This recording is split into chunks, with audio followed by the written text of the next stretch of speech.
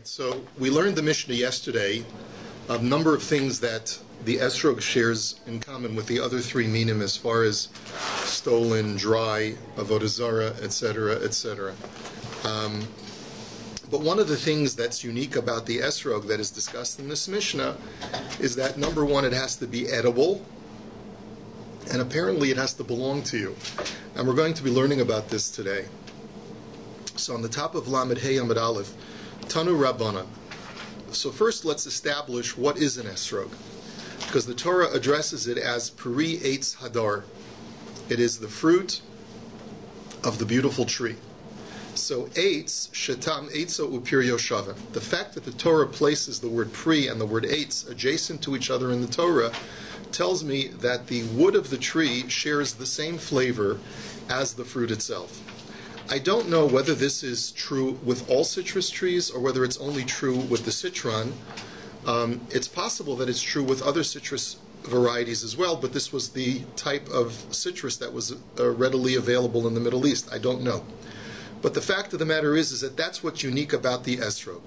Hevi omer ze esrog. So that's what an esrog is, that the flavor of the citrus flavor is readily apparent in the wood itself. So the Gemara says, ve'ema palpalin. But I know of another fruit of Eretz Yisrael that is just like that, which is the peppercorn tree or bush. Kiritanya, haya Rabbi Meir omer, mimashma shenemar unatatem kol eitz. Rabbi Meir said as follows: the fact that the Torah says that when you come into Eretz Yisrael, you shall plant fruit trees, there's a halacha that you have to wait 3 years before you're allowed to consume the fruit. What is that called? That's called orla, right? So the Torah, when it talks about the trees that you're going to plant, it says unatatem kol eitz ma'achal, trees that bear fruit. So eini yodeya shu eitz ma'achal. L'chora, that word ma'achal is superfluous. Obviously, I know that we're talking about planting fruit trees if the Torah is telling me don't eat the fruit for the first 3 years. So matam alomer eitz ma'achal. So why does the Torah call it a tree that is edible? Eitz shetam eitz upir yoshava. It's to tell me that the tree itself has some edibility, which means that the flavor of the tree has some commonality with the fruit. Heve omer ze palpalin. This teaches me that we're talking about a peppercorn tree. L'lamedcha shehapalpalin chayovin ba'orla.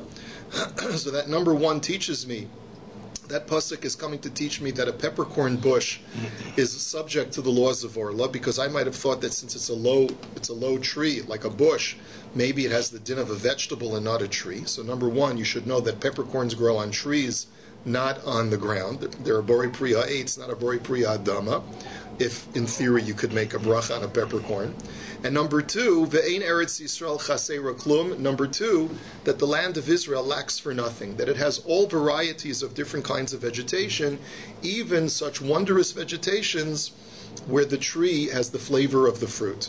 Shenamar, as it says, lo sechsar kolba, as it says, you shall lack for nothing when you come into the land. So the Gemara's question is, this is the end of the question, the question is, if you're telling me that Pri Eitz Hadar teaches me that the tree has the same flavor as the fruit, how do you know that that's the citron? Maybe it's the peppercorn. The Gemara answers, Hasam Mishum Delo Efsher. The answer is, because what other option do you have? There's no way to fulfill the mitzvah with a peppercorn. Because Heichi Na'avid, Nin Kod Chada, Lo Minkara Lekichasa.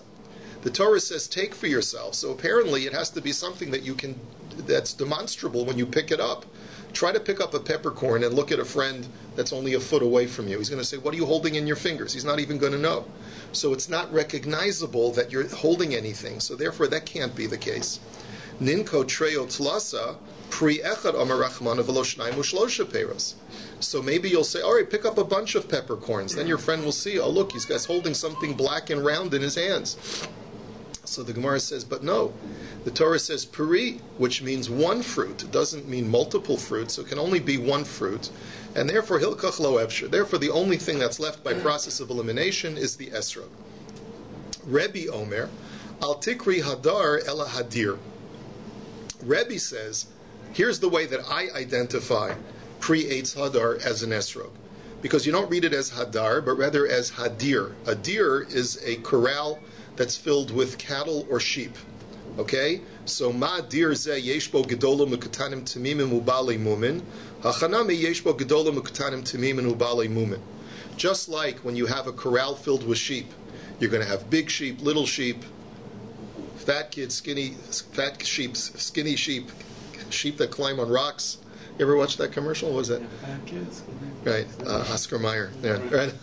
But anyway, you'll have all different kinds of sheep. You'll have big sheep, you'll have little sheep, you'll have sheep that are not so healthy, you'll have sheep that are very healthy.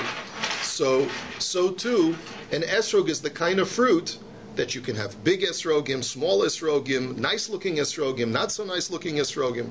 So the Gemara, atu sharpeus lesbu gedolim eketanim taminu balim mumin. So the Gemara says, what are you talking about? Esrog is the only kind of fruit that fits that bill. Take a barrel of apples. You'll have big apples, small apples, nice apples, not so nice apples.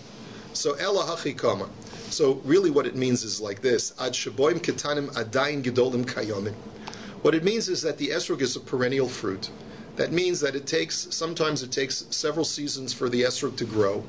And while an esrog that started growing a year and a half ago is now getting nice and large, a new esrog is starting to grow at the same time. So while it's on the tree at the same time, you'll have big and small esrogim. That's unique to the esrog tree because all other trees are seasonal. You'll have all the apples growing at the same time, all the dates growing at the same time, etc.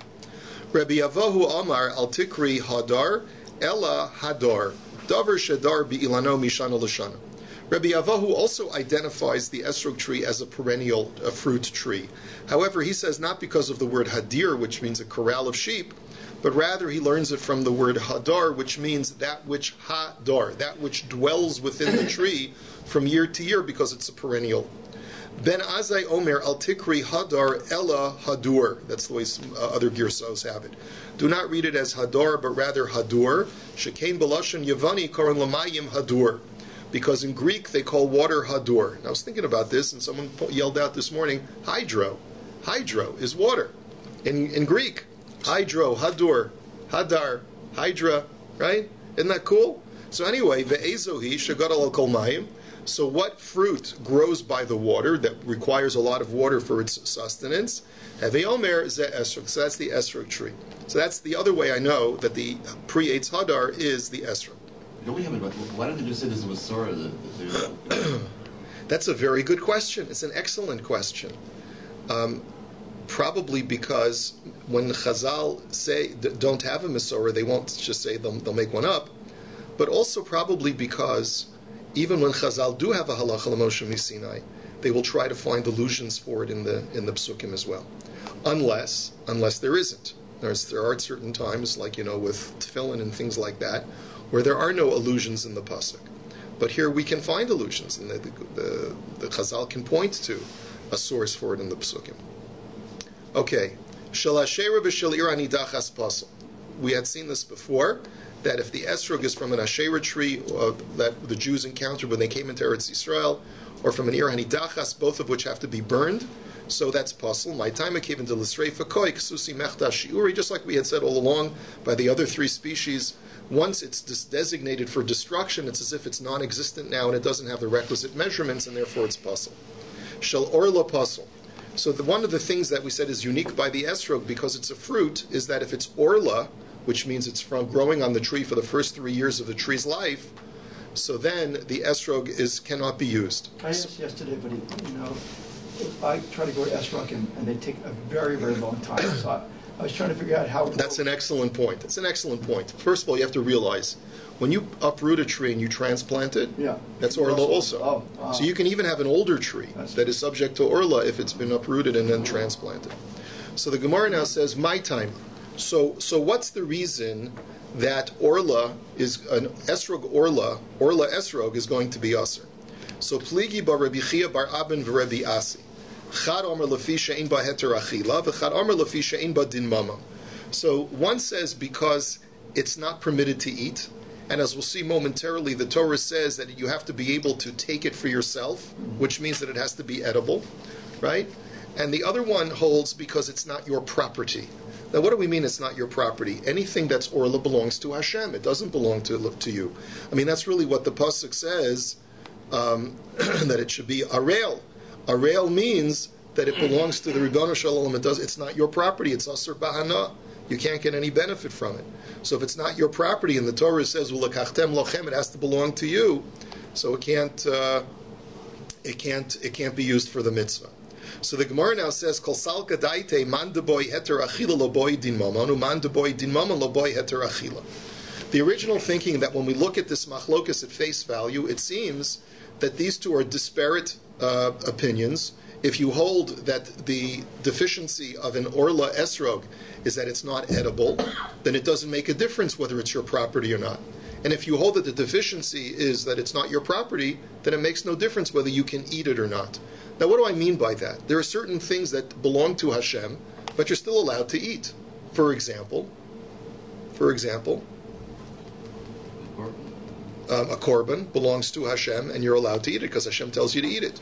There are other things that we'll see as well would fall into that category. Excellent. Okay. So Tanan. So let's look at our Mishnah. Shel truma timeya pasul. We learned also that if a person has an esrog that was designated as truma, and then it became tameh, it cannot be used for the mitzvah. It's completely pasul. So bishlam lamanda amar lefi shein baheter achila shapir. If you tell me that the reason for an orla esrog's disqualification is because it's not permitted to eat, so then I could understand why a truma esrog that's tameh, also you're not permitted to eat it, and therefore you can't use it for the mitzvah.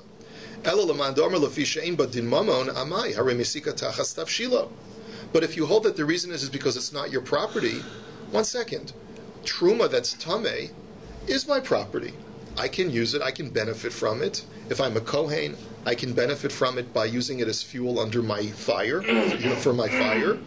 If I'm a Yisrael, I can sell it to a Kohen and make a profit from it, and he can use it as fuel. So how can you tell me that it's not my property? It is my property, so why should it be disqualified? So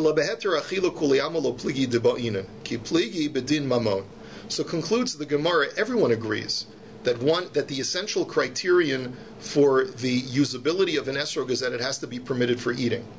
The question is there an additional criterion that it has to be your property as well? Mar savar heter achila ba'inan, din mammon lo ba'inan, or mar savar din mammon nami ba'inan. So the machlokus is, if it's edible, is that enough? Or does it also have to be my property? One holds it doesn't have to be my property, and the other one holds that it does have to be my property. My beinaihu, so what's the practical difference? Ika beinaihu ma'aser sheni shebirushalayim aliba de Rabbi Meir. So it's a very interesting machlokas. You see, Rabbi Meir and the Chachamim argue about ma'aser sheni. As you know, ma'aser sheni is the tithe that you take in most years of the Shemitah cycle, where you take 10% of the remaining produce, and it's permitted for you to eat, but you have to bring it up to Yerushalayim and eat it in Yerushalayim. There's a machlokas between Rabbi Meir and the Chachamim as to whose property that Ma'aser Sheni produce is. According to the Chachamim, it's your property. According to Rabbi Meir, it belongs to Hashem, and Hashem says, it's my tithe, I give you permission to eat it as long as you eat it in Yerushalayim. There's a very practical difference between these two opinions, which the Gemara discusses in Kiddushin. Can you marry a woman by presenting her with Ma'aser Sheni produce? Right? That's an interesting question, right? If it's my property, then I can present this woman with Ma'aser Sheni produce for Kesef Kiddushin, and she's married. If it's not my property, it belongs to Hashem, I can't present her with this for Kiddushin. So therefore, the Gemara says that this will be the nafkamina if you hold that the esrog has to be my property, or you don't hold that it has to be my property. And it'll be according to Rabbi Meir's view of what Ma'aser Sheni is. Lamando amar lefi she'ein baheter achila, harei yesh baheter achila. If you learn that it's just got to be permitted for eating, so then Ma'aser Sheni produce is permitted for eating and the esrog is permitted. But Lamando amar lefi she'ein ba din mamon, Ma'aser Sheni mamon gavoahu. But if you hold, like Reb Meir says, that Ma'aser Sheni produce belongs to Hashem, and you hold that the deficiency of an esrog is that if it's not your property, it's pasul, so then you won't be able to use Ma'aser Sheni esrogim in order to fulfill the mitzvah. So now the Gemara says, didn't we just say Kula Amalo Pligi Divina, that everyone agrees that it needs to be edible, it needs to be permitted to eat? Saying Lamandomer Lefisha Ein Bo Heter Achila? No. Lamanda Omar, according to the opinion who says that any time it's not permitted to eat, that's the only criterion of whether it's kosher or puzzle. That if it's edible, it's kosher, and if it's not edible, it's puzzle. So then it would be perfectly fine to use a Meiser Sheni esrog.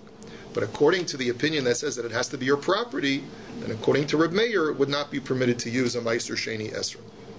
So the Gemara now says, Tistayim de Rebbe Asi de Amar Lafisha She'ein Ba Din Mamon. Let us infer that it's Reb Asi of these two opinions, who is the one who says that it has to be your property. The Amar Rebbe Asi, Esrog Shel Meiser Sheni L'Divrei Reb Meir Ein Adam Yotzei Bo Yedei Chavasa B'Yom Tov. But L'Divrei Chachamim Adam Yotzei Bo Yedei Chavasa B'Yom Tov. Rabbi Asi had said that an esrog of Meiser Sheni will be the subject of a machlokas between Reb Meir. According to Reb Meir, you cannot use that to be Yotzei the mitzvah, and according to the Chachamim, you can. So you see very clearly that Rabbi Asi holds that a necessary criterion of a kosher esrog is that it has to be your property. Tistayim. The Gemara says, yes, that's a good proof. So Gufa, let's go back to that statement of Rabbi Asi. Amar Rabbi Asi, esrog shel Meiser Sheni, l'divrei Rabbi Meir, ein adam yotzei bo yedei chavasa b'yom tov, l'divrei Chachamim, adam yotzei bo yedei chavasa b'yom tov. Like he said, that if it's an esrog of Meiser Sheni, according to Rabbi Meir, you cannot be yotzei. According to the Chachamim, you are yotzei. Matzah shel Meiser Sheni, but if it's matzah that is made from wheat of Meiser Sheni, l'divrei Rabbi Meir, ein adam yotzei ba yedei chavasa b'Pesach, l'divrei Chachamim, adam yotzei ba yedei chavasa b'Pesach. According to Rabbi Meir, a person does not fulfill his mitzvah because it's not his property. But according to the Chachamim, just like by esrog, we say the same thing by matzah. As long as, because they hold it's your property, you can fulfill the mitzvah. And the third thing that Rabbi Asi said is Isa shel Meiser Sheni. If you have a ball of dough, we know that dough, once it's made into dough, is subject to the tithing of challah. So l'divrei Rabbi Meir petura min hachallah, l'divrei Chachamim chayeves b'challah. If it's Meiser Sheni dough, then according to Rabbi Meir, since it's not my dough, I'm not obligated to tithe it with challah. According to the Chachamim, since it is my dough, I am obligated to tithe it with challah. So Maskef la Rav Papa. Rav Papa says, wait a minute, let's go over these three. Bishlama isa ksivrei shisa riso sechem. I can understand why dough has to be yours, because the Torah says it has to be ariso sechem. It has to be your dough in order to be subject to challah. Esrog nami ksiv lachem mishalachem. I could also understand esrog. It has to be your property because the Torah says ulakachtem lachem. It has to belong to you. Ela matzah miksiv matzaschem.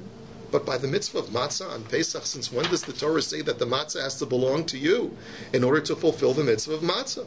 Maybe it could belong to Hashem. So where does Rabasi get this idea? Amar Rabba bar Shmuel v'tema Rav Yemer bar Shalmiya asya lechem lechem. We learn it out from a gezerah shavar from the word lechem.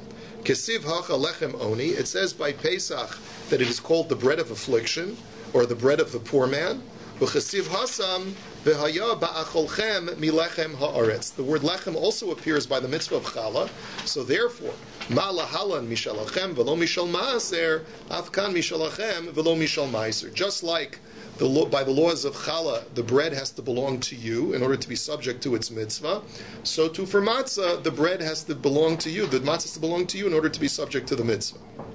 Leima misayele. Let us say that the following supports Rabbi Asi. What is the statement? The Brisa says, Isa shel Maser Sheni Petur min Achala div Reb Meir b'Chachamim Omrim Chayeves b'Chala. That Rabbi Meir says that dough of Meiser Sheni is exempt from Chala because it belongs to Hashem, and the Chachamim say no, it belongs to you, and therefore it's Chayev in Chala. So the Gemara says, what do you mean? You want to bring this as a support for Rabbi Asi? Leima misayeh alehi. What are you talking? Usually when the Gemara says, let us bring this as a support, it means that it's not stated explicitly like that rabbi said, but we can infer a support for that rabbi. But this is the explicit statement. It says so explicitly, exactly like Rabasi had said. So the Gemara says, Ela midabaha pligi, baha nami pligi, o dilma shiny isa da amakra arisosechem trezimni. But rather the Gemara says, what our question is like this. Rabbi Asi had said that it applies to three mitzvahs: esrog, matzah, and challah. This brisa only addresses challah. May we infer from this brisa that the brisa also will hold of the same machlokas between Rabbi Meir and the Chachamim for the other two, for esrog and matzah? Or perhaps the machlokas, according to this brisa, is only for challah because the word arisosechem, your dough, is written explicitly twice in the pasuk. And maybe that extra reinforcement only by challah is the reason why only by challah is there a requirement that it has to be your property, but not necessarily by the other two. This is what the Gemara says we're going to leave off, and it doesn't come to resolution. Shel truma tameya pesula. The next thing is that we said that if the esrog is truma and it's tameh, so then it can't be used. And the reason is, of course, the lesba heter achila, because everyone holds, as we just learned before, that it has to be permitted to eat. And this is not permitted to eat, and therefore cannot be used for the mitzvah. B'shel truma tahora lo yitol. And then the Mishnah had said that lechatchila, if the truma is tohar, you should not use it for the mitzvah, but b'di'evet, if you take it, you're yotzei the mitzvah. So the question is then, if it's usable, why then only b'di'evet my yotzei? Why can't I use it lechatchila? So we're going to discuss that in a second. Pligi ba Rabbi Ami v'Rabbi Asi. So this is a machlokas Rabbi Ami and Rabbi Asi. Chad omer mipnei shemachshira, v'chad omer mipnei shemafsida. One holds that the reason why lechatchila you shouldn't take truma and a truma esrog is because you're machshirit. Like Tosfos explains, invariably when you put many of the arba minim over sukkahs, you put it in water, right, to keep it moist and fresh. So when you put back everything together, droplets of water will invariably fall on your esrog, and you're priming the esrog to be makabel tuma. And we know that there's a halacha that you're supposed to protect truma from subjectivity to tuma, because once it becomes tameh, you're in violation, right? So therefore, the prohibition is lechatchila, don't subject it to be subjectivity to tuma by letting droplets of water fall on it by using it for the arba minim. That's one opinion. The other opinion is mipnei shemafsida, because you're causing it to spoil more quickly by using it for the mitzvah. Because you know that story about the guy who uses the esrog and shares it with everyone in town. It becomes brown and moldy very quickly. So by you picking up the esrog, putting it down every day, you're going to be causing the esrog to spoil more quickly, and that's also usher. You have to try to preserve the truma for as long as possible. By you actively holding it and handling it, you're causing it to spoil more quickly, and that's a degradation of truma as well. So my beinayu, what's the practical difference between these two opinions, whether you're priming it for tuma or whether you're causing it to spoil more rapidly? Kaven shekara l'Hashem kagon, rather shekara l'aleh Hashem chutz miklipasa chitzona. Let's say, for example, you declared an esrog, but only the inside of the esrog to be truma, but the outer rind you want it to remain chulin. Okay, let's say you only needed a certain amount of volume of fruit matter to become truma for the tithes of all of your other produce. So you said, okay, the center of this esrog will be truma, the outer part will be not truma. In that situation, lemanda omer mipnei shemachshira ika, lemanda omer mipnei shemafsida leka. So if you hold that the prohibition is because you're priming something to be makabel tuma, that's truma, so then you still have the problem, because even though the outside is chulin, nevertheless, when the water droplets go on the peel, they prime the entire fruit, even the center, for subjectivity to tuma. But if you hold that the problem is that you're making the parts that you hold brown and mushy, so you're causing it to deteriorate faster, well, since the external part of the esrog is chulin, it's not truma, then there's no problem, because you're not spoiling the inner part, you're only spoiling and messing up the outer part. Is that a concept then, that volume of fruit, like you can cut apples and? Yeah. You don't have to use a full apple for truma, because the truma can be a very small amount. We do that today, by the way, when we purchase fruit from Eretz Yisrael, and the halach is you're supposed to take a very small part, a small percentage of it, for truma, for what's called truma gedola. So you take a little part of the fruit and you put it aside, put it in a bag. Okay. The imnatal keshera, but b'di'evet, if you use the truma produce that's tohar, b'di'evet you're yotzei the mitzvah because it's good. So the reason is because l'man damrim b'pnei she'ein ba heter achila, harayesh ba heter achila. He says, because if you hold that the issue is that it has to be permitted to eat, well, this is permitted to eat. Either if you're a Kohen, you can eat it outright, and even if you're a Yisrael, Rashi says, you could always give it to eat to your grandson who's a Kohen, right? And therefore, since there's some connection to eating related to this esrog, even if I can't eat it directly, nevertheless, it's edible, it's permitted for eating, and therefore I can use it for the mitzvah. And even if you hold that it also needs to be your property, well, this truma is your property, right? You can sell it, you can use it for your own personal, you can use it to benefit other kohanim. Next, v'shel demai. Rabbi? Yes. You said, that you take off a piece of fruit, put it away for truma. If you're a kohen, you don't have to do that. No, kohanim also have to tithe. They do? Yeah. V'shel demai. So the next part of the Mishnah was that if it's demai, so you have a machlokes Beis Shammai and Beis Hillel whether this can be used for the mitzvah. Now let's review just what demai is. Demai is produce that you purchase from an am haaretz. Technically, midioraisa, this is considered to be tithed because most amei haaretz tithe their produce.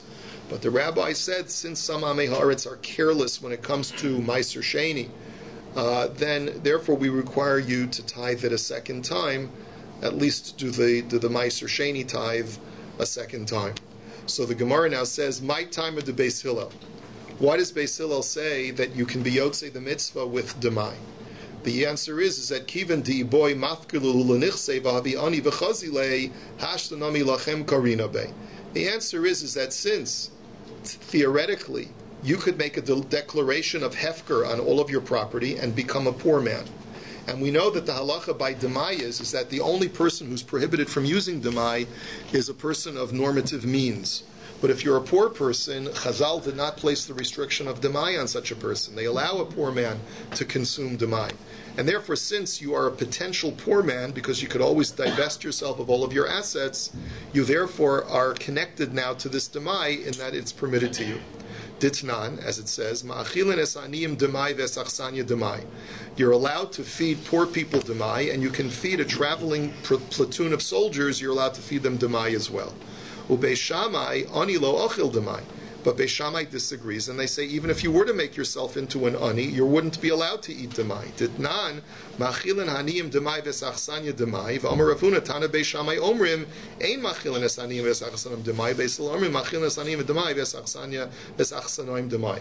That we see from this brayso that this is a fundamental machlokas. According to Beis Shammai, even aniyim are not allowed to eat demai, and therefore even if you were to make yourself into an ani, you wouldn't be allowed to eat it, and therefore it's not considered to be permitted for achila, and therefore you can't be yotzei the mitzvah.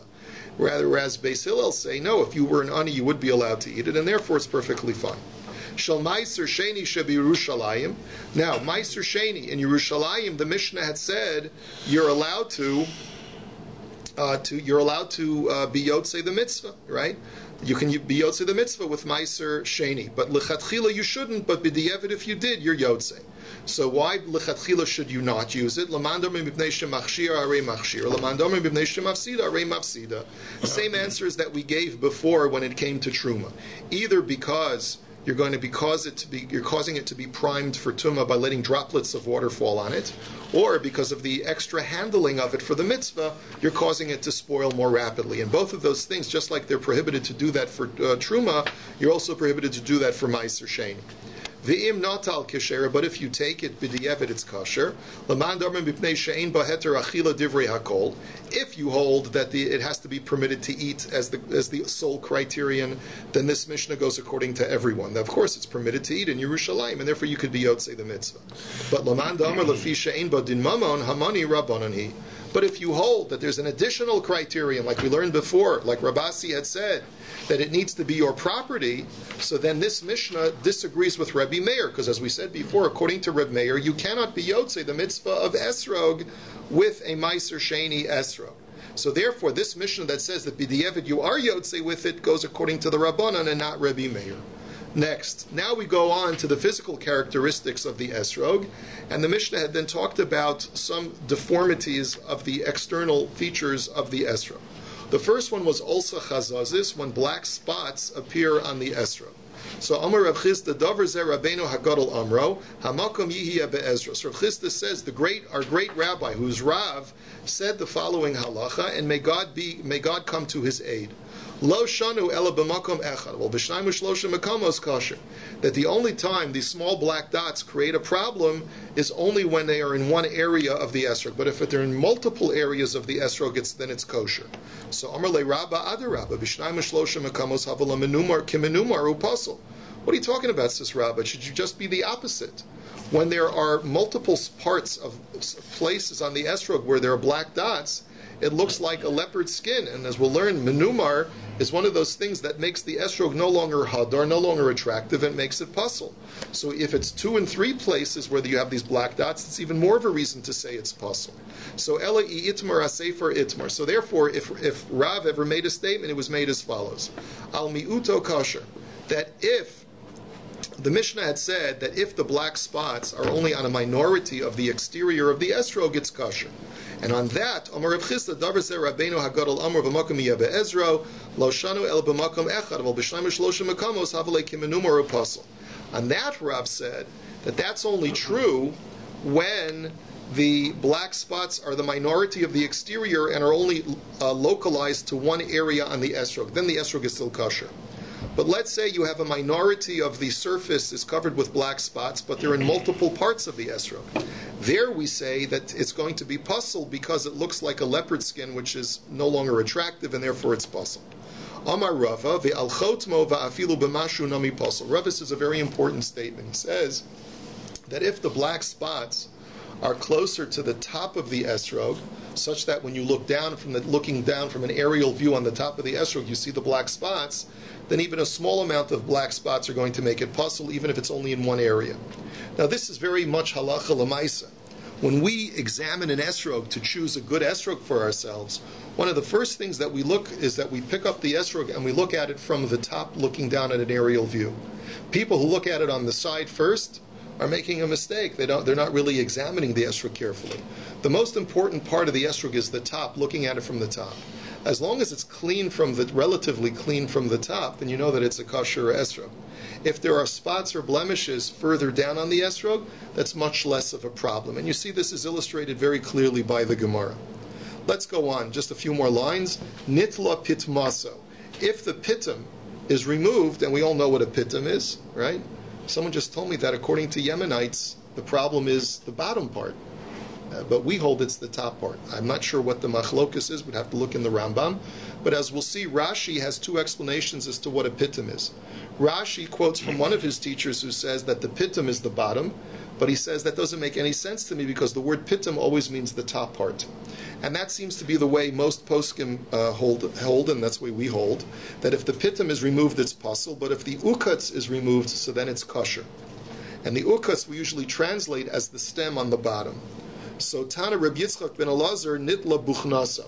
So that just to clarify, he says that pitum is like the buchna, it's like the base or the pestle, the bottom part of a mortar and pestle, means that it's an integral component of the esrog. When the pitum falls off, then a portion of the fruit is deficient.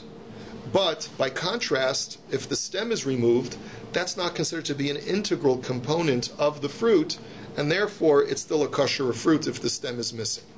Niklaf, we also learned that if the skin is missing, so then that's also going to be puzzle. So Amarava hayesroga de iglid ka'ahina sumka keshera. So Rava now makes a very bizarre statement. He says that if an esrog is skinned completely so that its fruit becomes brownish, just like a date when you peel off its skin, and this is more acute by an apple, for example. Once you peel its skin, the meat of the fruit becomes brown. So too, this is by a date, apparently, it becomes more red or brownish. So he said that the same thing is true by an esrog, that if you skin it so that the rind or the fruit starts to become a brown color, it's going to be kosher. Frek the Gemara v'ha'an ansna niklaf pasul. But didn't our Mishnah say that if it's skinned, it's going to be pasul? Lo kasha habakula habimiktsasa. So the Gemara answers, and Rashi explains that when it's completely skinned uniformly, so all you see is rind, then surprisingly it's kosher because it looks uniform. And I guess the rind starts to become faded in color so that it looks approximately like an esrog. But when only a portion of the esrog is skinned and the rest of the skin is on, So then it looks kiminumar, it looks not uniform, it looks like a leopard skin, where part of it is dark and part of it is light, etc. That's not attractive anymore, and therefore it's going to be puzzle. That's a big chiddush, but we'll hold with that, and we'll continue Mirza Hashem tomorrow.